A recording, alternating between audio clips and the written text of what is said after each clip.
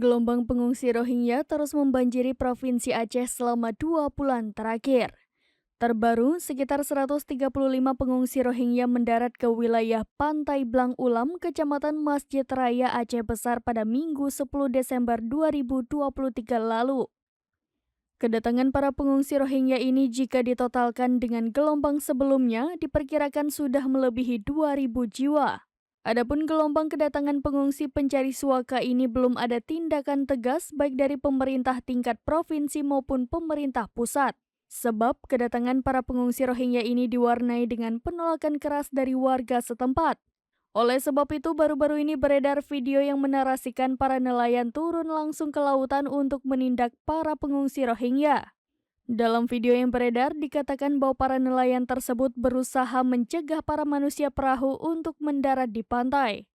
Tampak dalam video seorang nelayan yang mengenakan kaos putih sesekali melambaikan tangannya mengisyaratkan untuk menghalau para pengungsi Rohingya itu. Di sisi lain, tampak perahu yang menampung para pengungsi Rohingya tersebut terkatung-katung di atas lautan. Sontak video yang memperlihatkan nelayan mencoba menghalau para pengungsi Rohingya itu viral dan menuai berbagai respon dari netizen. Tak sedikit netizen yang mempertanyakan peran dan tanggung jawab yang seharusnya dilakukan oleh pihak berwenang. Namun beberapa di antaranya justru menyindir instansi terkait yang dianggap kalah cepat melakukan tindakan ketimbang para nelayan.